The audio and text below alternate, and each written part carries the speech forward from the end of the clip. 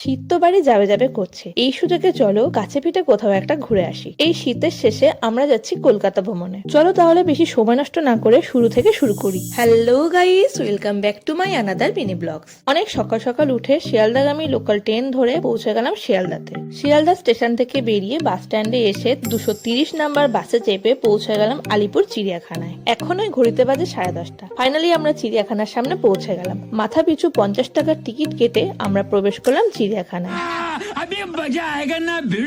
এখানে ঢুকেই দেখলাম বিভিন্ন প্রজাতির ম্যাকাও, আর সাথে দেখলাম হোয়াইট কালারের একটা কাকাতোয়া। এরপর দেখলাম সারস, তারপর দেখতে পেলাম দূরে একটা হাতি, আর দেখলাম বিভিন্ন রঙের ময়ূর। আর ওই দেখো দূরে শীতকালের রোদের আমেজ নিচ্ছে সিংহী। আর একটা কথা, প্রতি বৃহস্পতিবার করে এই চিড়িয়াখানা কিন্তু বন্ধ থাকে। চিড়িয়াখানার ওপেনিং টাইম সকাল 9টা, ক্লোজিং টাইম বিকাল 5টা। এখানে আবার 2 থেকে 3 বছরের বাচ্চাদেরও মাথা পিছু 20 টাকা করে টিকিট লাগবে। আমরা এখন বেরিয়ে পড়েছি জিরাফের খোঁজে।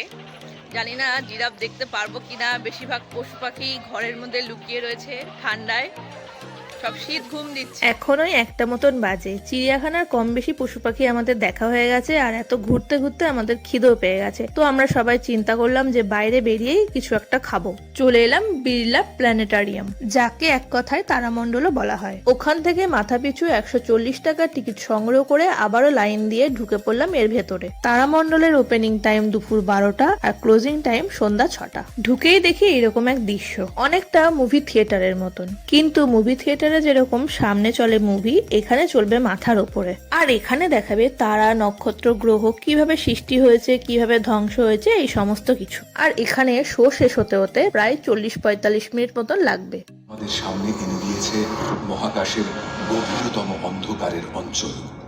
এখান থেকে বেরিয়ে আবারও একটা বাসে উঠে আমরা চলে আসলাম কলকাতা মিউজিয়ামে। এই ইন্ডিয়ান মিউজিয়াম প্রতি সপ্তাহে সোমবার করে বন্ধ থাকে, আর এখানকার ওপেনিং টাইম সকাল 10টা আর সন্ধ্যা 5টার মধ্যে এটি বন্ধ হয়ে যায়। আমরা এখন চলে এসেছি মিউজিয়ামে।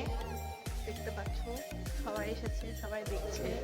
এখানে হচ্ছে বিভিন্ন রকমের পাথর রয়েছে, বিভিন্ন রকমের স্টোন। এই জাদুঘরের প্রবেশ মূল্য মাথাপিছু 75 টাকা করে। আজকের এই ব্লগ এই পর্যন্তই। আবার দেখা হবে নেক্সট কোনো ব্লগে। ততক্ষণে সবাই খুব ভালো থেকো আর সাবস্ক্রাইব করে আমার পাশে থেকো। টাটা।